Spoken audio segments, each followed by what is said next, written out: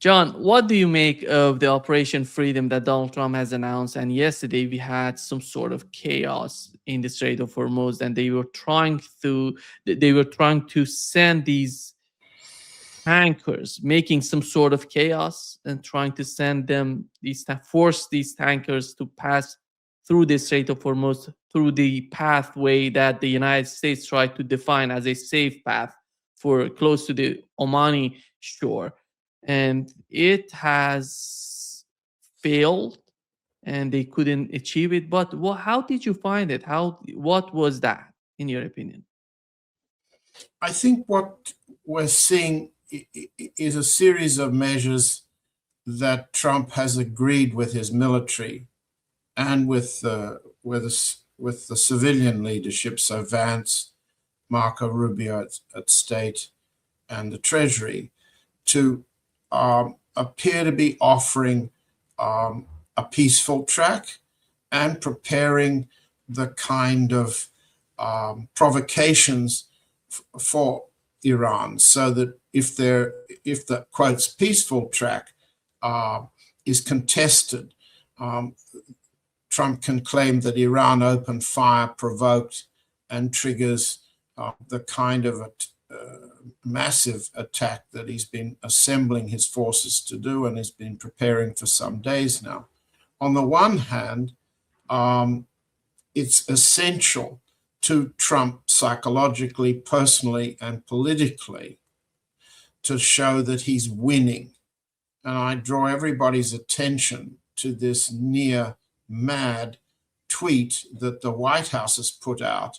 I've published an analysis of it in Dances with Bears, johnhelmer.net, this morning, in which Trump is shown to be saying the word winning, and this is repeated 1 second, repeated over 1 hour and 18 seconds. That's 3,600 repeats of the word winning. Now, such an act is symptomatic of degeneration, psychopathological degeneration, neurological illness on the part of Trump. But let's leave aside that and treat it as a rational display of his need to demonstrate to his voter base that he's winning. Just bear in mind, folks, that as we've been saying for some time now, if the Republicans lose control of the Congress, Trump faces after November 3, and certainly when the new Congress assembles, not only a majority for impeachment, but a potential supermajority for the invocation of Section 20, Amendment, the 25th Amendment of the United States Constitution. That's the Declaration of Presidential Disability. We're facing that, meaning he knows he's facing that. That's pretty grim. This tweet, winning, is symptomatic of what he needs politically. And I think that the attempt to show a military success in escorting vessels out of the Hormuz with pre-arrangements, a very valuable Greek source I have is suggesting to me this morning that some of the background negotiations are setting up vessels in coordination with the US that were already planning to move out with Iranian permission. In other words, there are a variety of secret setups to make it look for Trump to show that his military guidance, military escort policy is working when it isn't. Okay? Now, if on the other hand, it fails, as you've correctly said it will and it is, Trump is looking to have a kind of Gulf of Tonkin provocation. That is to say, to make it clear that he's not to blame. The IRGC opened fire, broke the ceasefire, and leaving him no alternative but to launch a massive attack, which he's been assembling, and which his military advisors are suggesting, including Vance, it's reasonable to suspect. were believed to be likely to fail in its war objectives, likely to cost in US losses. But nonetheless, Trump wants to show he can win by violence what he failed to achieve by negotiation. Either way. Of course, this isn't a Gulf of Tonkin setup as Lyndon Baines Johnson attempted to set up with the Vietnamese, because the US is already at war with Iran and we're in a ceasefire. The war has already started. So we face a setup in order to justify resumption of an offensive.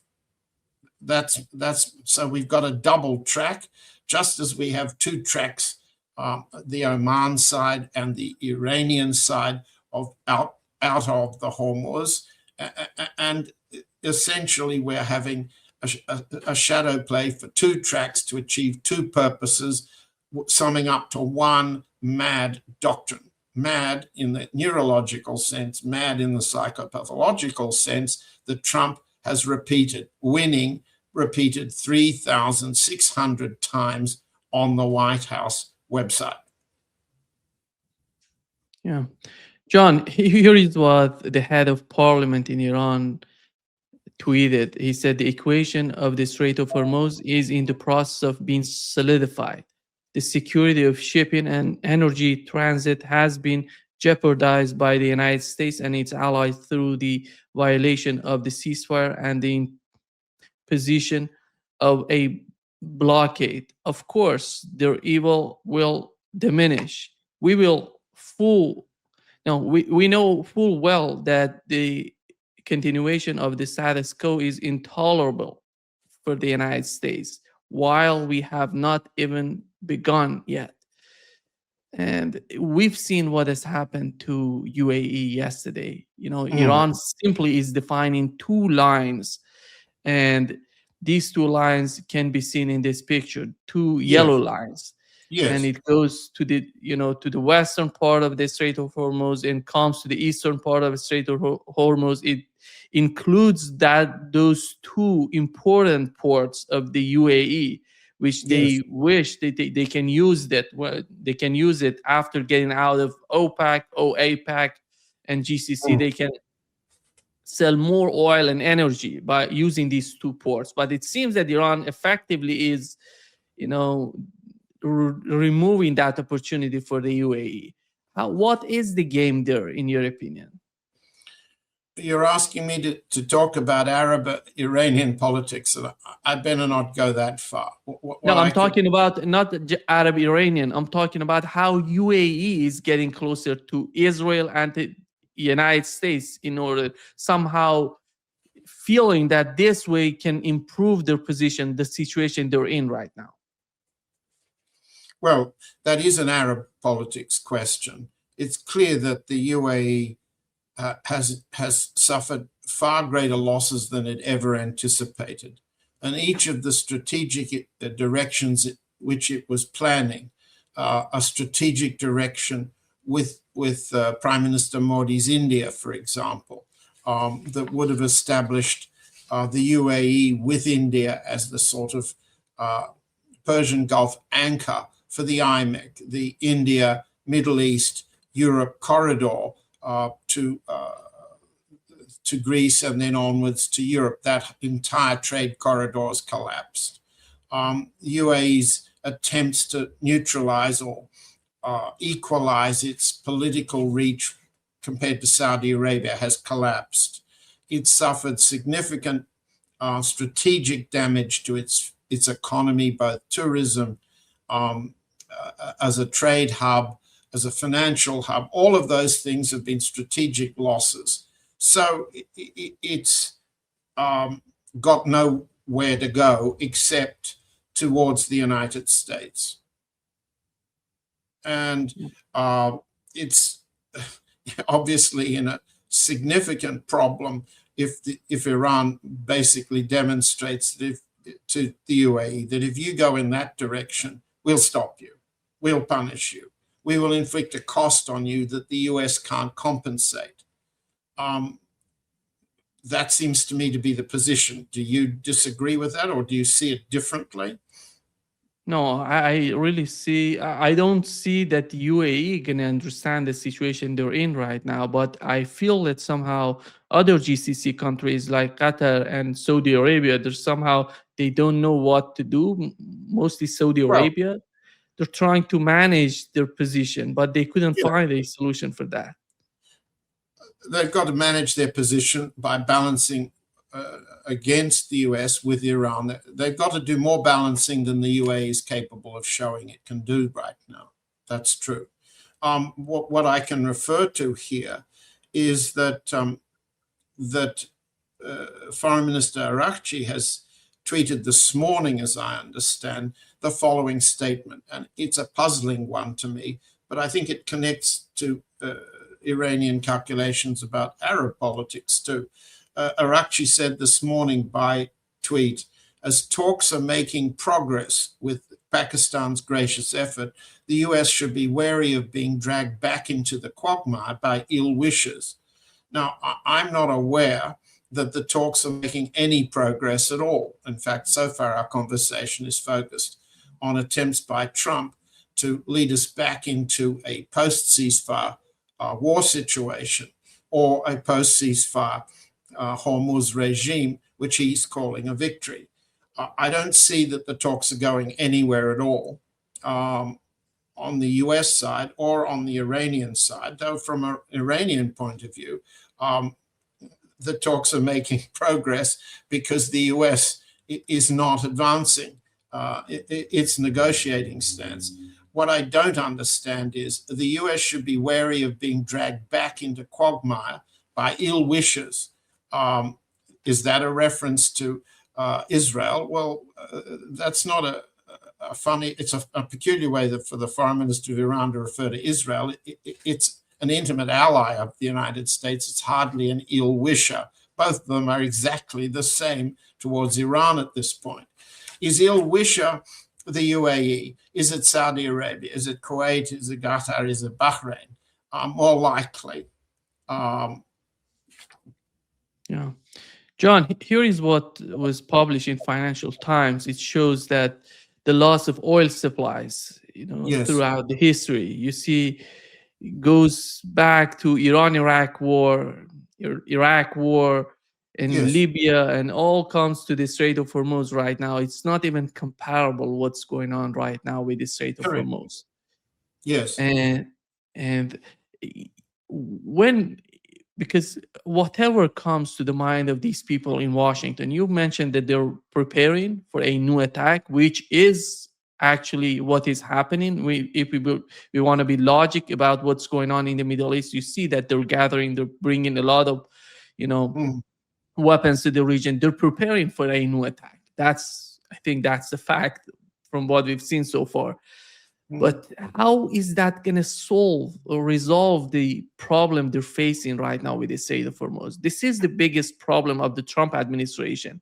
And you've mentioned Araghchi. Araghchi yesterday said they're not even talking about the Iranian nuclear program anymore. That's not Correct. on the table anymore.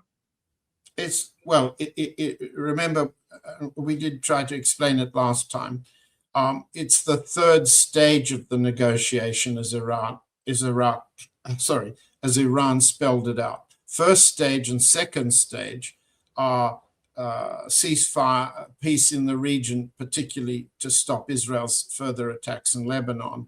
The second stage is the Hormuz. Nuclear talks are third stage, but we are stuck in first and third and second stage. So that's where we are in Iranian terms.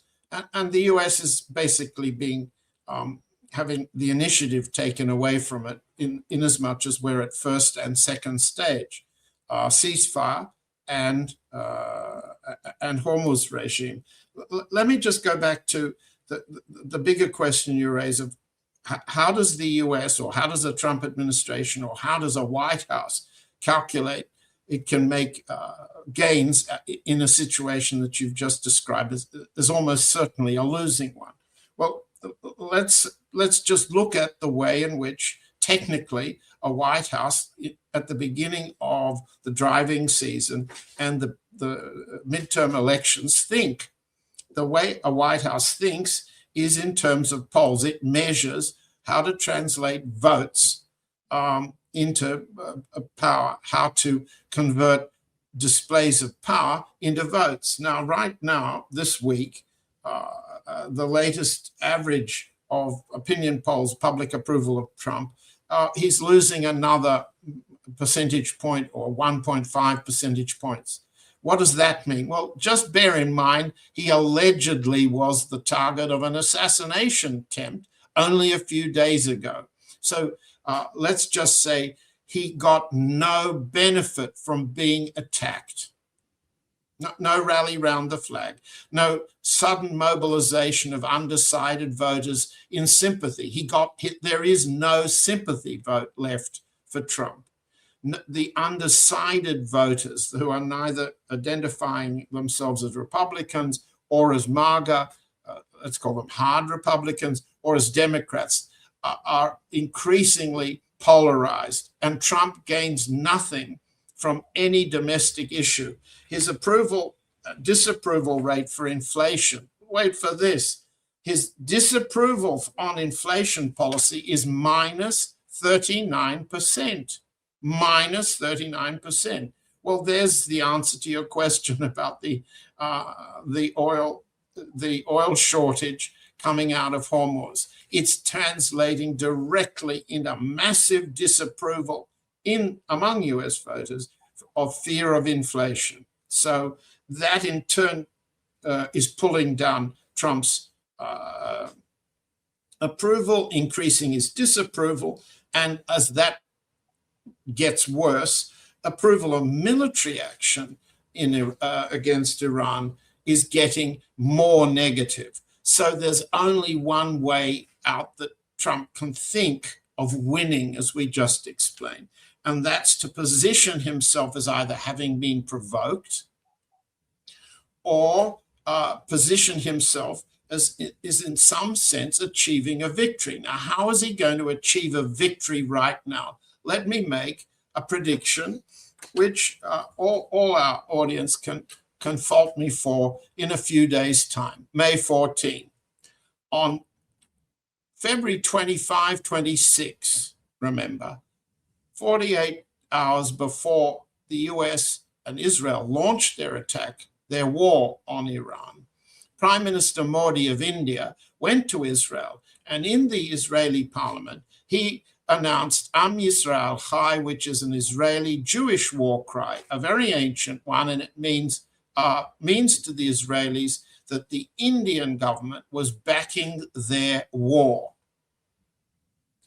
My own view is that this is what Trump intends to do with President Xi Jinping of China on or about May 14, 15.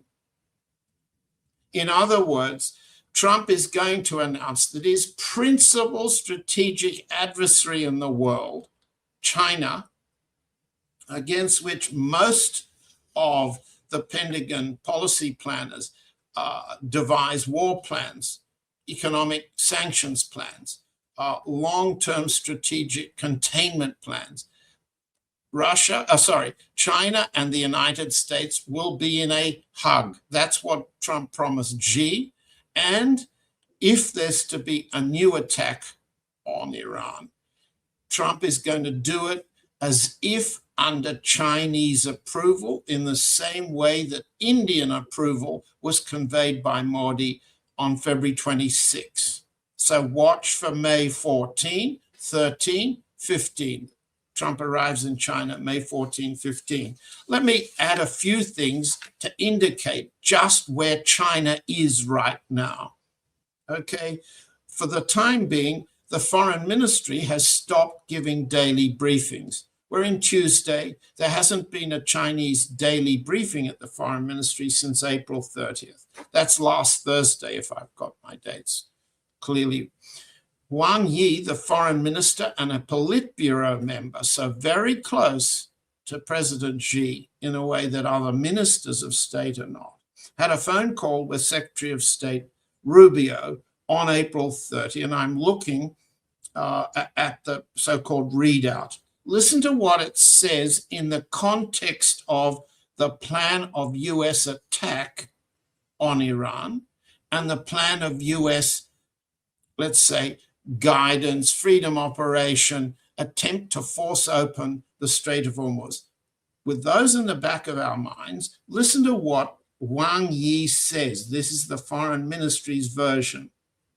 He says, Wang Yi says the head of state diplomacy, meaning Trump and Xi, has always been a stabilizing anchor for Chinese-US relations.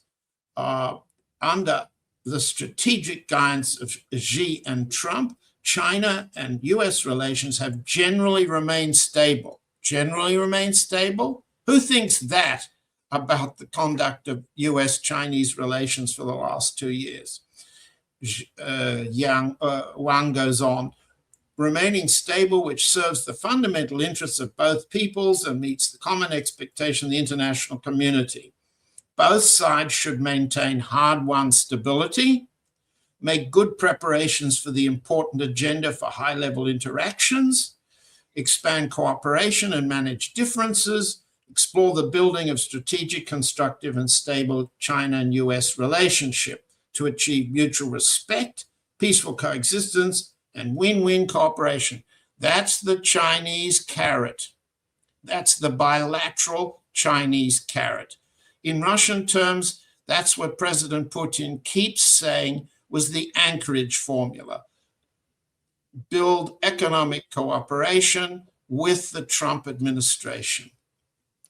But now listen to this part, because that's the part that's been emphasized in the anti-Chinese media in Europe.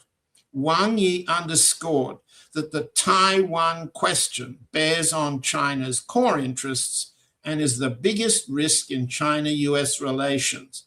The US side should honor its commitments and make the right choice to open new space for China-US cooperation and make due efforts for world peace.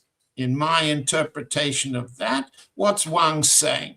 Wang is saying, you stop escalating on Taiwan as a threat to us, and we will swap you your withdrawal from the Taiwan Strait from our withdrawal from the Hormuz Strait. Of course, he doesn't say it exactly that, but bearing in mind the international context, bearing in mind the significance of the Hormuz Strait for China-Iran oil dealings, what is Wang saying? He's saying nothing about the instability, his term, that war is creating for China. What he is saying is China's ready to make a deal with Trump if Trump satisfies China on Taiwan. And that, from a Trump point of view, is going to be an easy deal to make. And if that's the deal coming up, of course, it'll be words. There'll be American words, and China trusts American words just like Russia and Iran does. If that is the deal that comes up, we have to beware of the possibility that Trump will use China cover now, not simply Indian cover, to resume war. I think that's what's going on. I think that's where we're headed. And I'm sorry it'll disappoint so many of our audience who want to believe that China thinks differently about Iran. I'm glad to hear that Foreign Minister Arakchi is about to go to China and he's on his way, because right now we've learned the breaking news that he's on his way to China. Fine, so we can bet our bottom dollar that when he gets off the plane and comes to meet Mr. Wang Yi, guess what he's going to ask? He'll ask exactly the questions that I've just raised.